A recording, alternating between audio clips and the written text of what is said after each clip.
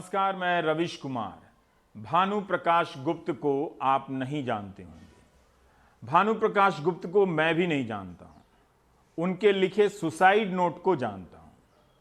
मुझे यह नहीं मालूम कि भानु प्रकाश गुप्त को अपने सुसाइड नोट से किसी प्रकार की उम्मीद रही होगी या नहीं, क्योंकि जब तक वो जिंदा थे इन उम्मीदों का कुछ नहीं हुआ। क्या सुसाइड नोट से कभी कभी किसी को कुछ उम्मीद रहती है? मेरे पास इस सवाल का भी जवाब नहीं है, लेकिन अब तक जो जान पाया हूं वो ये कि भानु प्रकाश गुप्त उत्तर प्रदेश के लखीमपुर खीरी के रहने वाले थे और शाहजहांपुर के एक होटल में काम करते थे। तालाबंदी के कारण उनकी नौकरी चली गई। आर्थिक स्थिति और परिवार में बीमार लोगों की स्थिति ने उन्हें अवसाद से भर दिया और एक दिन भानु प्रकाश गुप्त ने अपनी जिंदगी समाप्त कर ली, जिसे सरकारी भाषा में आत्महत्या करना कहते हैं। और अपने सुसाइड नोट में लिखा है कि मैं ये सुसाइड गरीबी और बेरोजगारी की वजह से कर रहा हूं। गेहूं चावल सरकारी कोटे पर मिलता है, पर चीनी पत्ती दूध दाना सब्जी मिर्च मसाले परचून वाला अब उधार की नहीं देता है। मुझे खांसी, सांस, जोड़ों का दर्द, दौरा, अत्यधिक कमजोरी, चलना तो सांस फूलना, चक्कर आना आदि ऐसी ही मेरी विधवा माँ को 2 साल खांसी बुखार से पीड़ित हैं। तड़प तड़प कर जी रही हैं। लॉकडाउन बराबर बढ़ता जा रहा है। नौकरी कहीं मिल नहीं रही है जो कमाकर खर्चा चलाएं या इलाज कराएं। हमें ना तो कोई शासन से सहयोग मिला। मेरा नाम भानु प्रकाश गुप्त, नई बस्ती, खाखरा मोहल्ला, मैगलगंज, मकान शिवालय मंदिर के पीछे गली में, अवधेश महनिया वालों के पास में। मां का नाम रामकली गुप्ता। 10 करोड़ लोगों की नौकरी गई है। अप्रैल के महीने में 12 करोड़ लोगों की चली गई थी। मई के महीने में जब तालाबंदी में रियायतें दी गईं तो 2 करोड़ लोगों को काम वापस मिले। 10 करोड़ फिर भी बेरोजगार रहे। एक आदमी के पीछे आप 4 आदमी भी लगा लें कमाने वाले के पीछे, तो यह संख्या 40 करोड़ से ज्यादा हो जाती है। सोचिए, इतने घरों में सैलरी ना मिलने, भविष्य की आशंका की चिंताएं गहरी हो, वो कितने अवसाद में होंगे, कितनी बेचैनियों से घिरे होंगे, हम नहीं जानते।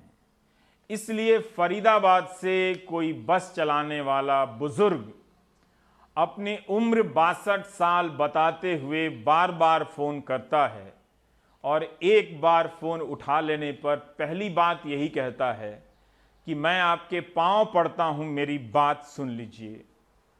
हम ड्राइवर और कंडक्टर को ठेकेदार कॉन्ट्रैक्टर तनख्वाह नहीं दे रहा है।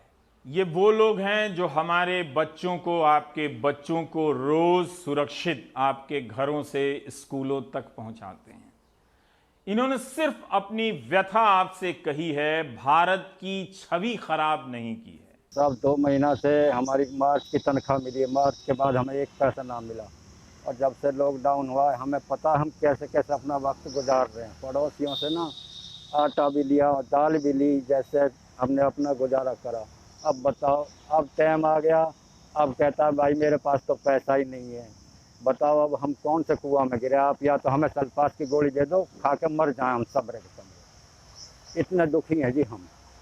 ज़्यादा मेरे पास बोलना नहीं आता, मैं ये इतना ही कहता हूँ, बेशक मोदी जी भी सुन रहे हो, सल्फास की गोली दे दो, हम खा के मर जाएंगे। वादा करते हैं हम किसी को बदनाम नहीं करेंगे। कहाँ काम करते थे और कब से करते थे? कुल्लर सेठ हमारा ठेकेदार है जी और 5-6 साल से हम काम कर रहे हैं। ऐसा अब हम अति दुखी हो गए जी, बहुत ज़्यादा दुखी हैं। अब बताओ लॉकडाउन में हम कहाँ से लाएं पैसा, कोई नहीं देता। आज के वक्त में भाई का भाई नहीं है। तो स्कूल वालों से आपने बात की? स्कूल वाले कहते हैं कि हमारे पास पैसा नहीं है, कहीं भी जाओ हमारी तरफ से। हमारा ठेकेदार कहता है, वह हम कहाँ से लाएं बताओ। फिर कैसे गुजारा किया आपने? बाबूजी ऐसा है कि आपको बात बताऊं ना, कुछ तो गवर्नमेंट से आटा मिला था, वो नाज मिलता, उससे थोड़ा बहुत गुजारा हुआ। अब उस नाज से पिसाई को भी पैसा चाहिए, दूध को भी चाहिए, चीनी को भी चाहिए। बताओ हम कौन से कुआं में गिरे? या तो हमारे ऊपर एक घोड़ा गिर दो, हम खत्म हो जाएं। हम किसी से नहीं कहेंगे, मोदी जी भी बेशक सुन रहे हो, हम इतनी दुखी आत्मा है, हम बहुत ज़्यादा दुखी आत्मा है। हमारा हंस रो रहा है, हम जैसे हम कहाँ से लाएं पैसा? मार्च की तनख्वाह मिली है, उसके बाद ना तो कोई एडवांस मिला है, ना कोई खर्चा मिला है।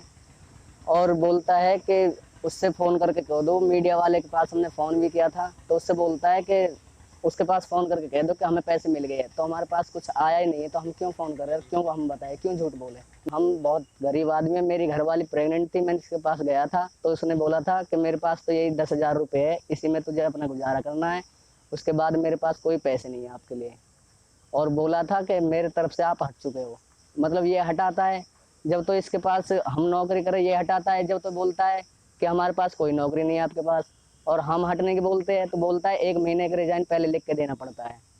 तो अब आप बताओ, हम अपनी मर्जी से भी ना हटे, अब तो ये हटा रहा है, अब हम कहाँ जाएंगे? आपने सुना, इनमें से किसी ने भी भारत की छवि खराब नहीं की। अगर ये इरादा होता तो वो झूठ बोलते। वो ये नहीं कहते कि सरकार ने अनाज दिया है, मिला है। भानु प्रकाश गुप्त अपने सुसाइड नोट में ये नहीं लिखते कि सरकार ने राशन दिया है, मिला है। अपनी व्यथा को कहना और मीडिया के जरिए सरकार तक पहुंचाना, समाज को सुनाना किसी भी प्रकार से भारत की छवि खराब करना नहीं है। भारत की छवि खराब होती है ऐसे लोगों से जो अपने ही लोगों से काम कराकर उनका वाजिब हक नहीं देते, उनका पैसा मार लेते। नोएडा से एक मिठाई वाले ने फोन किया था कि उनकी कंपनी जिसकी 7-8 दुकानें हैं, उन्होंने कारीगरों को 10 से 15 हजार रुपए की सैलरी नहीं दी है। यह बताना और प्रेस से उम्मीद करना कि कोई पत्रकार दिखाएगा, भारत की छवि खराब करना नहीं है। मीडिया का काम भजन करना नहीं है। भजन के लिए अलग से प्लेटफॉर्म बने हुए हैं, कर्मकांड बने हुए हैं। अच्छे अच्छे गायकों ने अच्छे अच्छे गीतों की रचना की है। अगर आप मीडिया के प्लेटफॉर्म पर भजन सुनना चाहेंगे तो फिर मंदिरों का क्या होगा, गुरुद्वारों का क्या होगा, मस्जिदों का क्या होगा और चर्च का क्या होगा? भारत के सॉलिसिटर जनरल तुषार मेहता ने सुप्रीम कोर्ट में जो बात कही है, वो बात उतनी बुरी नहीं है जितनी 2017 में भारत सरकार के अटॉर्नी जनरल रहते हुए मुकुल रोहतगी ने कही थी कि नागरिक का उसके शरीर पर संपूर्ण अधिकार नहीं है। गनीमत है और मेहरबानी है उनकी कि उन्होंने ये नहीं कहा कि नागरिक का उसके नाक, कान, दांत, मुंह, होठ, बाल, पांव, टांग, उंगलियों पर अधिकार नहीं है, राज्य का अधिकार है। कहीं ऐसा ना हो कि एक दिन कोई अदालत के सामने खड़ा होकर सरकार की तरफ से यह कह दे कि नागरिकों का मीडिया के सामने अपनी तकलीफों का प्रदर्शन करना उनके अधिकार क्षेत्र से बाहर है, उनका अपनी तकलीफों पर कोई अधिकार नहीं है। प्रश्न यहां यही है कि क्या इस तरह की सोच स्टेट या सरकार का हिस्सा बनती जा रही है? तुषार मेहता की निगाह में पैदल चलते हुए लाखों मजदूरों का यह दृश्य नकारात्मकता नकारात्मकता नकारात्मकता फैलाने के लिए, जबकि भूखे प्यासे पैदल चलने वाले ये लोग उस वक्त ना तो टीवी देख रहे थे, ना अखबार पढ़ रहे थे और ना ही ट्वीट कर रहे थे कि 1000 मील की यात्रा कर चुके हैं, 1000 मील बाकी है।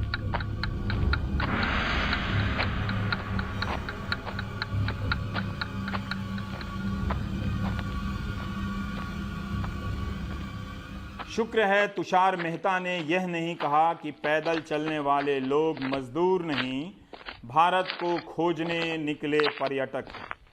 किराया ना दे पाने, काम और कमाई बंद हो जाने, भूख और महामारी के भय के कारण ये लोग मजबूर किए गए। इनके पाँवों के छालों को एक वकील ने सिर्फ इस निगाह से देखा के पांव के छालों को दिखाया जाना नकारात्मकता फैलाना है।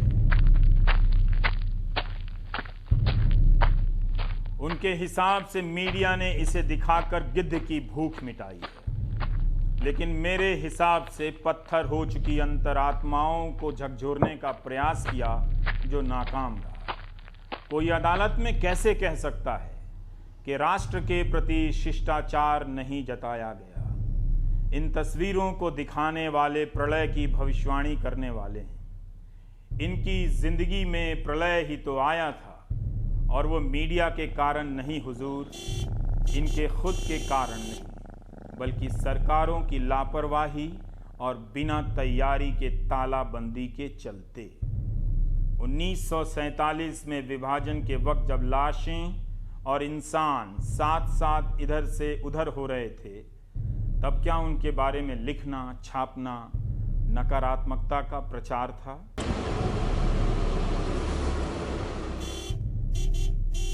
इस दलील से जब आने वाले महीनों में मिडिल क्लास मीडिया से कहना चाहेगा कि EMI के पैसे नहीं हैं, स्कूल की फीस के पैसे नहीं हैं, तब क्या देश में नकारात्मकता फैल जाएगी?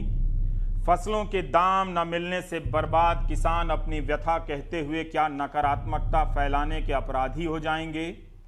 सरकारी वकील की यह दलील लोगों की परेशानियों को देखने का खतरनाक नजरिया दे रही है। जिन्हें लगता है कि वकील ने ठीक कहा, उन्हें पता नहीं कि वे अपने साथ क्या कर रहे हैं। अदालत सिर्फ गॉथिक रोमन शैली के विशालकाय खंभों पर टिकी इमारत नहीं होती है, इंसाफ की अंतरात्मा का आंगन होती है। क्या हम कोई ऐसा समय देख रहे हैं जहां वकालत की सोच सीमेंट की तरह जम गई है और सीमेंट से बने खंभों ने वकीलों के लिबास पहन लिए हैं?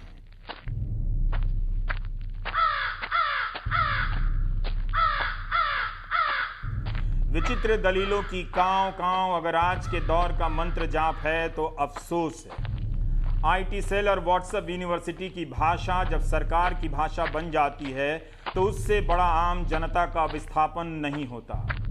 जनता सरकार की औपचारिक और खाना पूर्ति के लिए जाहिर की जाने वाली चिंताओं से भी बेदखल कर दी जाती है। आखिर सरकार का पक्ष रखने के लिए उठे सरकारी वकील, जिनका इंग्लिश में पदनाम सॉलिसिटर जनरल है, उन्होंने अपनी बातों को कहते हुए उस सरकार के बारे में बिल्कुल नहीं सोचा होगा जो जनता के साथ नियमित मन की बात करती है और जनता को पत्र लिखती है।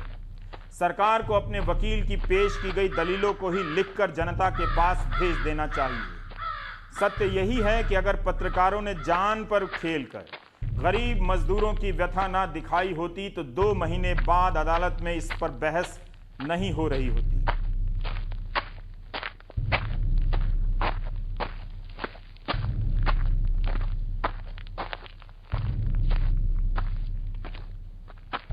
अफसोस कि इन बातों को सुनते वक्त ऐतराज के काबिल नहीं समझा गया, छोड़कर आगे बढ़ते हुए ध्यान देने लायक नहीं माना गया। 2017 में संवैधानिक पद पर बैठे वकील की नज़र में नागरिक का अपने शरीर पर संपूर्ण अधिकार नहीं था।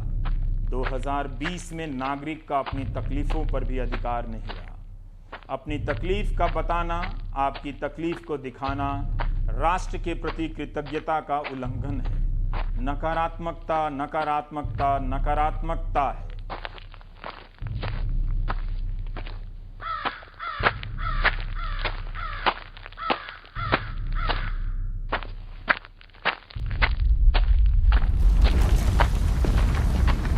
इंग्लिश में डूम्सडे, हिंदी में प्रलय, उर्दू में कयामत के दिन का ऐलान नहीं, यथार्थ है। यह वो दलदल है जो अब फैल गया, जहां जनता मामूली हो गई, वो धंसती जा रही है।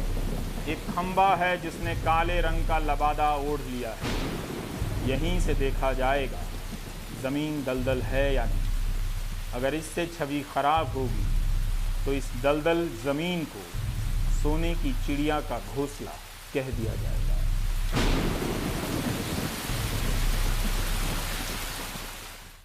तुषार मेहता की दलीलें और अदालत के फैसले में कोई संबंध नहीं है।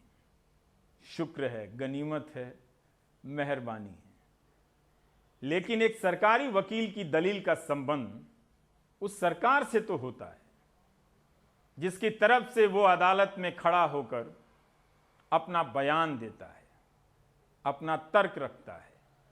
तुषार मेहता की दलीलों के बारे में मीडिया में जितनी भी रिपोर्ट छपी हैं, आप पढ़िए, आपको उनमें मजदूरों की तकलीफों के प्रति किसी प्रकार का एहसास नजर नहीं आएगा। वे सिर्फ पहुंचा दिए गए आंकड़े में बदले जा चुके हैं। उन लोगों का भी जिक्र नहीं आएगा जो ट्रेन से कटकर मर गए, रास्ते में चलते हुए लू से, बीमारी से या अन्य कारणों से मर गए। उनका भी जिक्र नहीं आएगा जो ट्रेन में श्रमिक विशेष में चलते हुए मर गए। इनमें से किसी का जिक्र नहीं आएगा।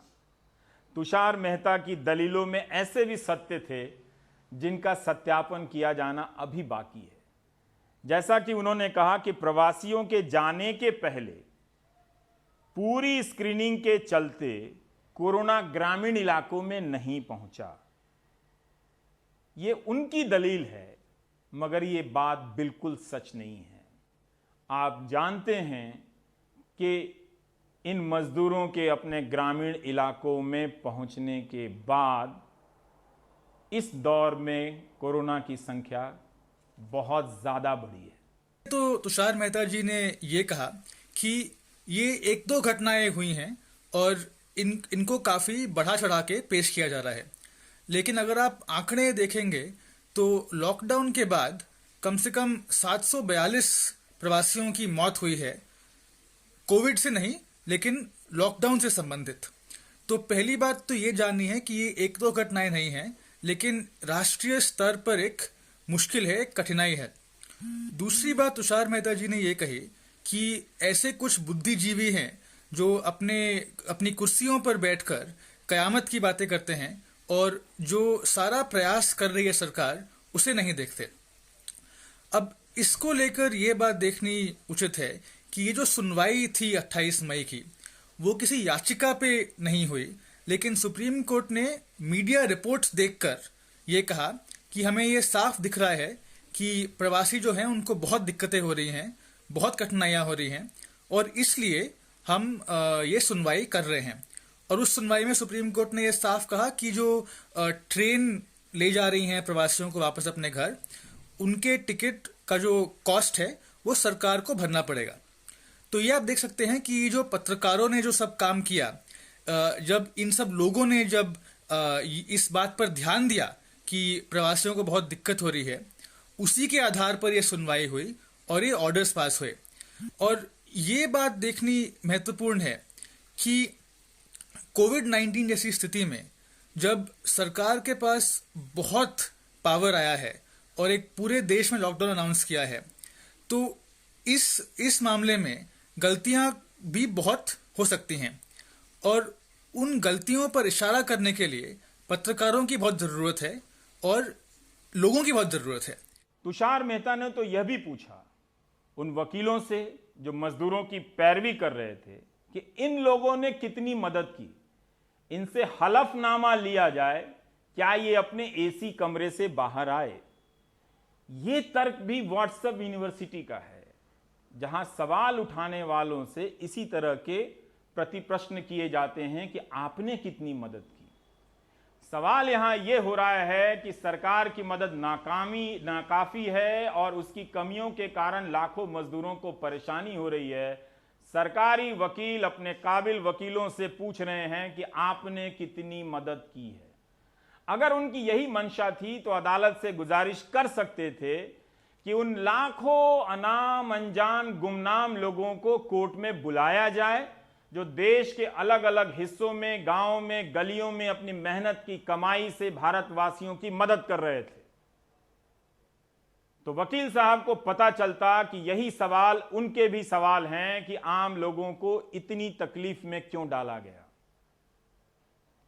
फिर वो ये नहीं कहते अपने वकील सामने, विरोधी पक्ष के वकील से कि आपने कितनी मदद की है, इसका हलफनामा दीजिए। अगर इस पैमाने पर आने वाले दिनों में जनता के हितों की लड़ाई लड़ी जाने वाली है, एक बार सोच लीजिएगा। अगर आप हमारे जर्नलिस्ट को गिद्ध कहलाएंगे, तो कहीं ना कहीं आपकी परिभाषा जो हमारी संस्कृति के साथ जुड़ी हुई है वो आप भूल चुके हैं, और मैं इसकी घोर निंदा करता हूं। अगर आप कहेंगे कि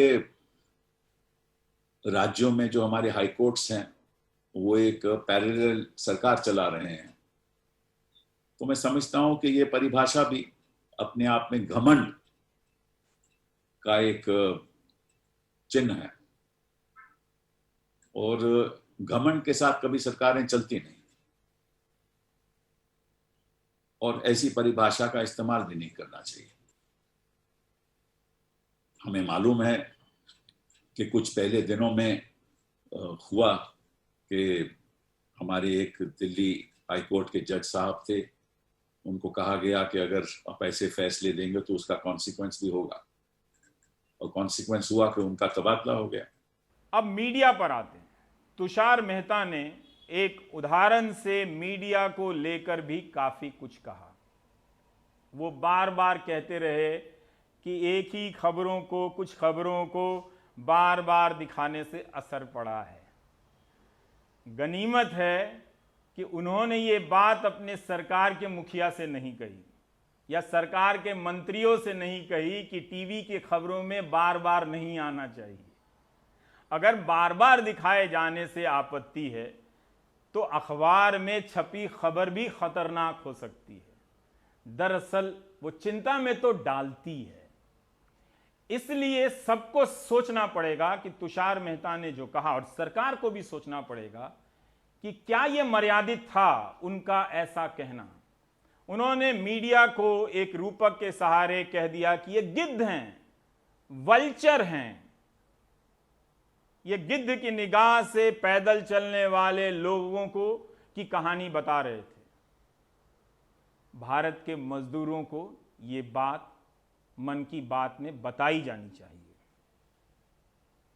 अगर यही बात सच है तो उन्हें ये बात बता देनी चाहिए कि जब वो पैदल चलते हुए चले आ रहे थे, जब उनके कुछ लोग भूख से मर गए तो दिखाने वाले गिद्ध थे।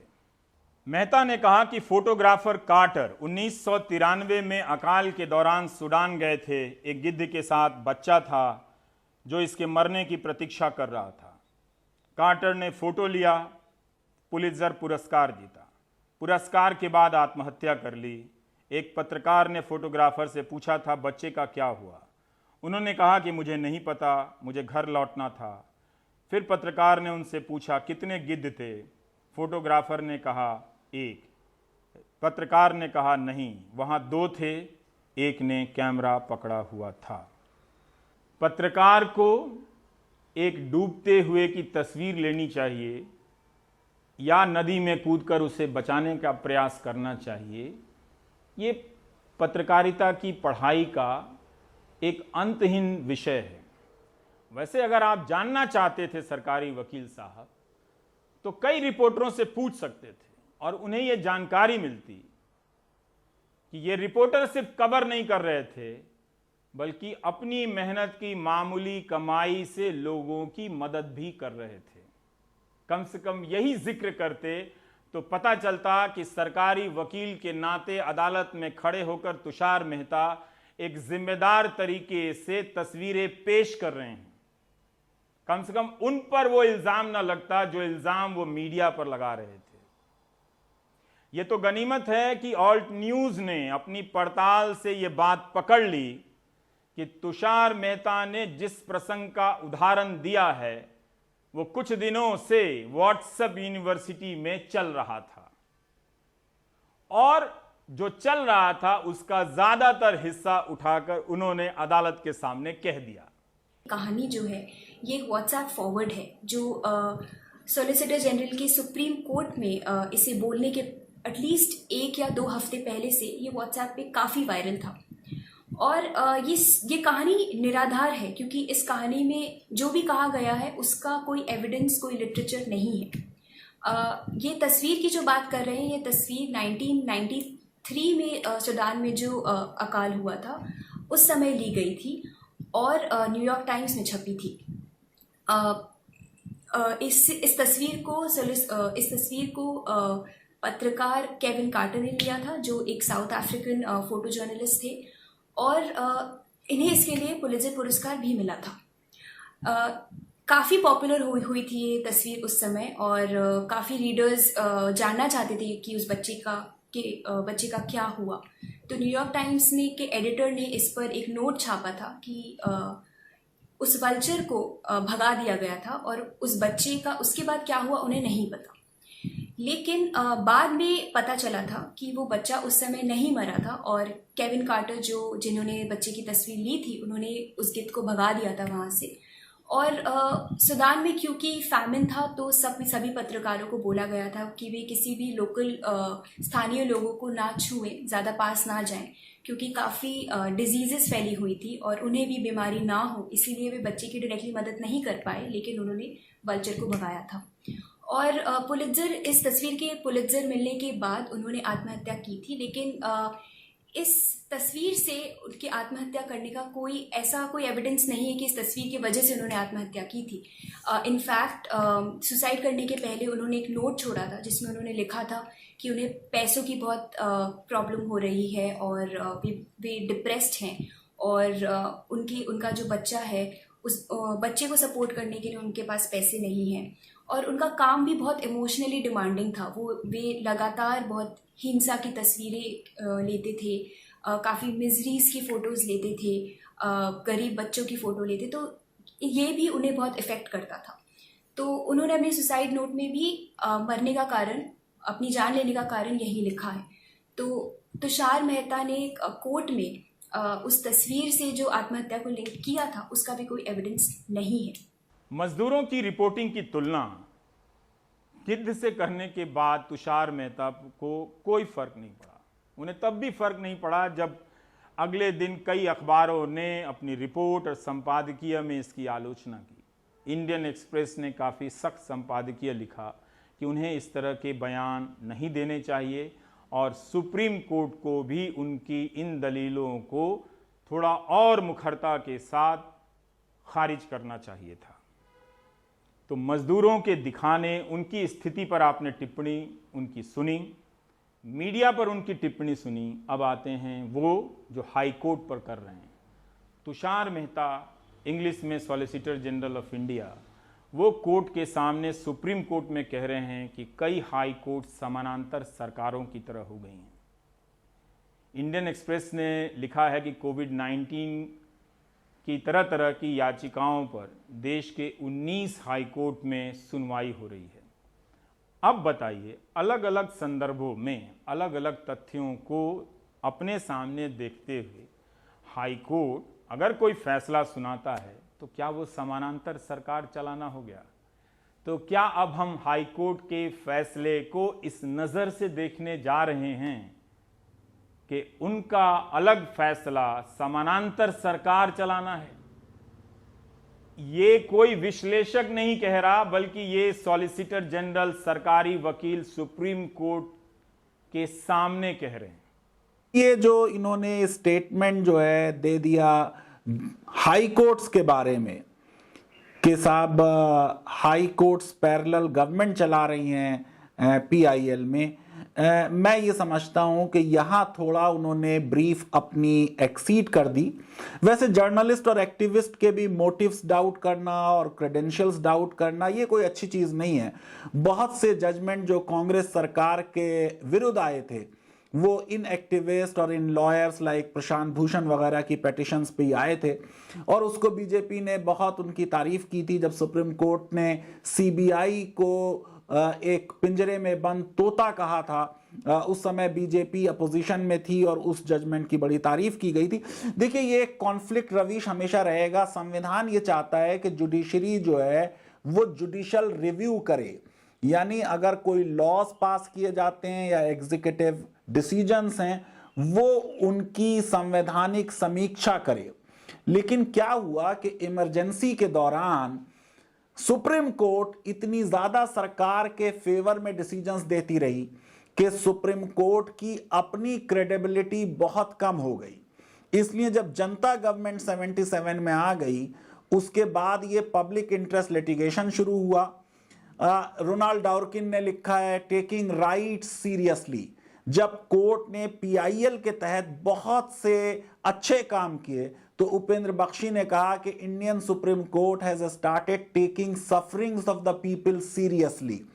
इधर कुछ ना कुछ नाउम्मीदी जरूर हुई है, जिसके बारे में सुप्रीम कोर्ट के बहुत से फॉर्मर जजेस ने भी लिखा है कि जो सुप्रीम कोर्ट को माइग्रेंट वर्कर्स के बारे में और सरकार के और कई डिसीजंस के बारे में जिस तरीके से प्रोएक्टिवली आगे आना चाहिए था, एक संवैधानिक कोर्ट की तरह जिसकी जिम्मेदारी है लोगों के अधिकारों का संरक्षण करना, वो काम नहीं हुआ। लेकिन इमरजेंसी की तरह कई हाई कोर्ट्स ने बहुत अच्छे ऑर्डर्स दिए इस मामले में। उनमें से कई ऑर्डर्स को सुप्रीम कोर्ट ने एक्स पार्टी स्टे भी कर दिया।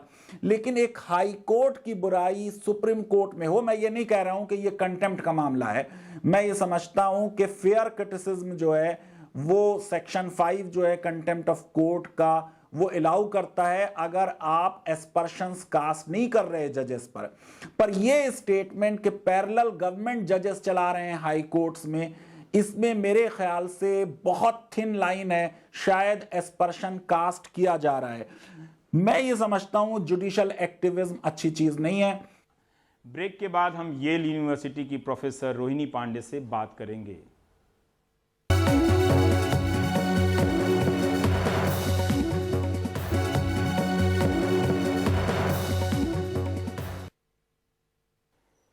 ये महामारी हम सब की जिंदगी को कई तरीके से बदल रही है। काम करने के तरीके बदल जाएंगे, काम की जिंदगियां बदल जाएंगी। हमें नहीं मालूम कि हमारी अर्थव्यवस्था किस तरह से बदल रही है और उसमें हर किसी व्यक्ति की अपनी भागीदारी या भूमिका या उसकी मांग किस तरह से होने वाली है। तो इस पर हम बात करना चाहते हैं। येल यूनिवर्सिटी में अर्थशास्त्र की प्रोफेसर हैं रोहिणी पांडे, और जो वहाँ पर इकोनॉमिक ग्रोथ सेंटर को डायरेक्ट भी करती हैं, और जो जमील पावर्टी एक्शन लैब है उसकी पॉलिटिकल इकोनॉमी और गवर्नमेंट ग्रुप की को चेयर भी हैं। ये वही संस्था है जिसे 2003 में अभिजीत बनर्जी, एस्थर डफ्लो और सेंथिल मुरलीनाथन ने बनाया था। और रोहिणी पांडे 20 साल से दुनिया के हर मशहूर आर्थिक संस्थाओं से जुड़ी रही हैं, अध्ययन के रूप में, अध्यापन के रूप में। और अच्छी बात यह है कि उत्तराखंड से हैं। ये अच्छी बात इसलिए है कि हमसे आपसे वो हिंदी में बात कर सकती हैं। रोहिणी जी, मेरा पहला सवाल यही है कि हम सब आर्थिक संकट की बातें कर रहे हैं और एक पत्रकार के रूप में भी मुझे नहीं पता हम सब की ज़िंदगी कैसे बदल जाएगी। आप क्या देख रही हैं कि आने वाले समय में इस अर्थव्यवस्था में कोई व्यापक बदलाव आप देख रही हैं जिसमें बहुत सारे जो पुराने स्किल वाले लोग हैं उनकी ज़रूरत ख़त्म हो जाएगी, या नया क्या होगा? तो धन्यवाद रवीश जी। तो ज़माना ज़रूर बदल रहा है, बहुत तेज़ी से बदल रहा है, पर पहली चीज़ ये देखनी है कि ये क्यों बदल रही है। और बदल रही क्योंकि ये वायरस आया है। तो कितना बदलेगा और कैसे बदलेगा, इसका काफ़ी कारण होगा कि वायरस को किस तरह से इकोनॉमी रिस्पॉन्ड करेगी। तो सबसे ज़रूरी बात यही है कि अर्थशास्त्र की बात करने के लिए हम लोग को पहले बात यही करनी है कि किस तरह से सरकार इस वायरस से मुकाबला करेगी, कितना टेस्टिंग करेगी, कितना पैसा हेल्थ सिस्टम में जाएगा। ये सब इसको अलग नहीं कर सकते हैं बात करने की कि इकोनॉमी में क्या असर होगा। प्रोफेसर रोहिणी, हम ये जानना चाहते हैं कि अक्सर हम पढ़ते रहते हैं कि इसकी तुलना 2008 की मंदी से की जाती है। कई बार जो ग्रेट डिप्रेशन थी उससे तुलना की जाती है। क्या कई बार कहा जाता है कि उससे भी भयानक है, ये रेफरेंस बार बार आता है। क्या हम उन अतीत के अनुभवों से आज के संकट को समझ सकते हैं उस बेंचमार्क से? देखिए, किस बेंचमार्क से देखा जाए, ये हेल्थ बेंचमार्क से देखा जाना चाहिए, क्योंकि किस देश ने कितनी अच्छी तरह से इससे डील किया है, कि उन्होंने कितना देखा है कि हमें वायरस से कैसे करना है। तो चाहे भारत में ही देखिए तो आप केरला का केस देखिए, उनको उन्होंने बहुत जल्दी से टेस्टिंग ट्रेसिंग की। उनका वायरल लोड बहुत लो है और इसकी वजह से उनकी इकोनॉमी पर जो इफेक्ट हुआ है वो कम हुआ होगा। तो इसी कारण से मैं बार बार यही कह रही हूँ कि हम लोग को ऐसा नहीं कहना चाहिए कि ये रिसेशन है, कि ये 2008 में हुआ था उसी की तरह है, परंतु हमको ये देखना चाहिए कि जब सार्स हुआ था, या अगर आप बहुत पीछे जाना चाहें तो 1918 में जो फ्लू हुआ था जिसमें भारत के करीब 5% लोग अफेक्ट हुए थे, उनको किस तरह से रिस्पॉन्ड किया गया, उसका इकोनॉमी पर क्या असर होगा। तो एक एग्जाम्पल लीजिए, हेल्थ सेक्टर में बहुत लोगों को ये परेशानी हो रही है कि नौकरियां चली जाएंगी। कौन से सेक्टर में अभी नौकरियों की शायद ज़रूरत है, ये है टेस्टिंग और ट्रेसिंग में। तो आप देखिए कैसे भारत ने पोलियो को रिस्पॉन्ड किया। उन्होंने एक पूरी आर्मी खड़ी की लोगों की, जो टेस्ट करेंगे, ट्रेस करेंगे, दवाई देंगे। उसी तरह से देखनी चाहिए कि कहाँ नौकरियां क्रिएट हों, किस तरह से क्रिएट हों। ये नहीं है कि ये कोई इंडस्ट्री वैसे ही वापस आ जानी चाहिए। अभी अगले कई महीनों के लिए मेन इन्वेस्टमेंट होना चाहिए हेल्थ सेक्टर में और इसी में नौकरियों में।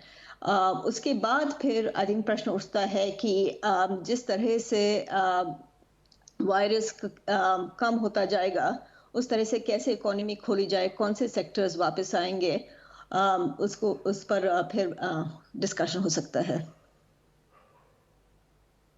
आप लोग किस तरह से प्रोफेसर इस सवाल को देखती हैं कि कहा जा रहा है कि ग्लोबल अब ख़त्म हो गया और प्रधानमंत्री ने भी कहा कि लोकल को वोकल बनाना है।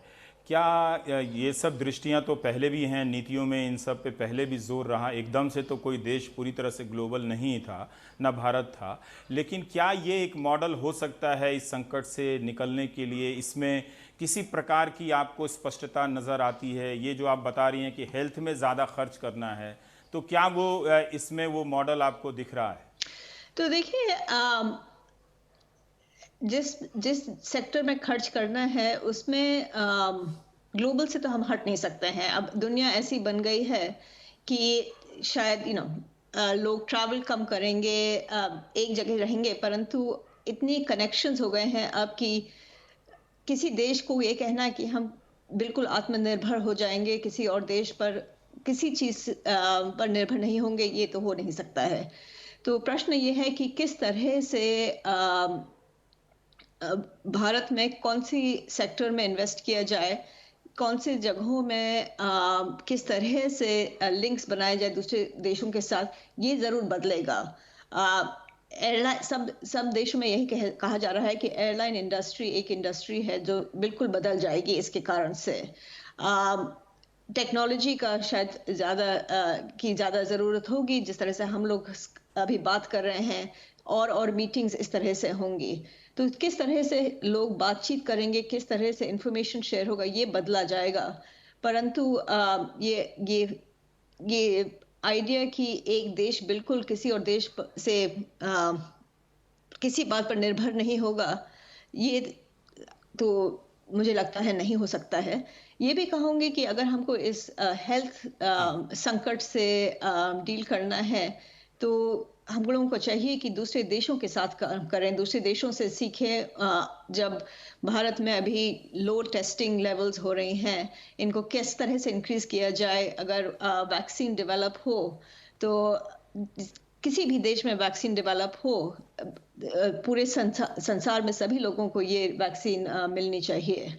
तो इसके लिए तो ग्लोबल कोऑपरेशन चाहिए। भारत ने जो आर्थिक पैकेज दिया है वो लोन ओरिएंटेड है, मतलब आप कर्ज लें, कर्ज लेने की हम कुछ सुविधा बेहतर कर देते हैं। बाहर के देशों में डोल सिस्टम है कि आपके खाते में इतने पैसे दिए जा रहे हैं, आप मिडिल क्लास हैं तब भी आपको भारतीय रुपए में 60 से 70 हज़ार, कभी कभी 1 लाख रुपए की मदद की जा रही है। क्या भारत का ये रास्ता आपको सही दिशा में जाते हुए लग रहा है? देखिए, अभी भारत के लिए सबसे इम्पोर्टेंट बात यही है कि लोगों को कैसे पहुंचा जाए। अगर उनको पैसा दिया जाए या उनको कर्ज दिया जाए, या खाना दिया जाए। इन सब के लिए सबसे ज़रूरी यही है कि जिसको ज़रूरत है उनको पहुंचा जाए। और अभी जो हम डेटा देख रहे हैं उसमें यही दिख रहा है कि जो खाने का सिस्टम है, जो पब्लिक डिस्ट्रीब्यूशन सिस्टम है, वो ज़्यादातर लोगों को पहुंच जा रहा है, परंतु जो थोड़ा बहुत भी पैसा उज्ज्वला के थ्रू या जनधन के द्वारा दिया जा रहा है उसकी रीच कम है। तो जरूर ये बात की जाए कि रीच कम है से क्या मतलब है आपका? रीच कम है से क्या मतलब है? देखिए, अगर आप जनधन अकाउंट को देखें तो कहते हैं कि करीब 20 करोड़ औरतों के पास जनधन अकाउंट है भारत में अभी। अगर आप उसके बाद देखें कि भारत में कितने औरतें ऐसे घरों में रहती हैं जो गरीब हैं, तो 50% से ज़्यादा औरतों के पास ये अकाउंट नहीं है। उसके ऊपर से जब आप लोगों से पूछें कि आपके पास अकाउंट है, कई लोगों को ये भी नहीं पता कि उनका अकाउंट जनधन है या नहीं है। उनके पास जनधन अकाउंट हो भी तो भी बैंक जाने में इतनी गर्मी में 4 किलोमीटर 5 किलोमीटर जाना मुश्किल होता है। तो किस तरह से लोगों को पैसा दिया जाए, अगर देना चाहें, इसके बारे में ज़्यादा सोचना चाहिए और कम इसके बारे में कि कर्ज दिया जाए या डोल दिया जाए। हम लोग जो डेटा देख रहे हैं उसमें लग रहा है कि दोनों जो पीडीएस सिस्टम है और जो नरेगा सिस्टम है गांवों में, वो पहुंचने के लिए शॉर्ट रन में एटलीस्ट अभी जब अगले 2-3 महीने के लिए ठीक तरीका रहेगा। अब जो श्रमिक वापस जा रहे हैं या जो अभी शहरों में बसे हुए हैं, उनके लिए तो नरेगा काम नहीं आएगा, तो उनके लिए क्या किया जाए, आई थिंक ये प्रश्न पूछना चाहिए अभी। इस पे अलग अलग सरकारें कुछ कर रही हैं, लेकिन अभी बहुत तरह के लेबर रिफॉर्म्स हुए हैं और हम लोग जो समझ रहे हैं कि और ज़्यादा इनका मजदूरों का शोषण होने वाला है। तो क्या भारत की तरक्की, जो भी आर्थिक तरक्की है, वो इसी मॉडल से होनी तय है कि हम मजदूरों को ज़्यादा से ज़्यादा उसका शोषण करें और उसके श्रम का फ़ायदा लें? क्या बाकी जो दूसरे देशों ने आर्थिक तरक्की की है, क्या वो इसी तरह के श्रम सुधार के कानूनों के दम पर आगे आ पाए हैं? नहीं, देखिए, अगर अगले अगले देशों में देखें कि श्रमिकों को सबसे ज़्यादा अधिकार कब मिले हैं, वो मिले हैं कई यूनियन जब एक्टिव हुए हैं। तो अभी चाहे सरकार जो कहे, बहुत इम्पोर्टेंट है कि जो श्रमिकों की खुद की कलेक्टिव हैं, जो यूनियंस हैं, जो पॉलिटिकल पार्टी के ग्रुप्स हैं, उनको आवाज़ उठानी चाहिए कि श्रमिकों को क्या चाहिए। एक बात ये भी देखनी चाहिए कि बात अखबारों में बहुत या मीडिया में बहुत हो रही है कि श्रमिक ये लॉज चेंज किए जा रहे हैं, परंतु अगर आप फिर से अभी डेटा में देखें तो ज़्यादातर जो माइग्रेंट वर्कर्स हैं वो कई बार जिसे हम लोग कहते हैं अनऑर्गेनाइज्ड सेक्टर में हैं।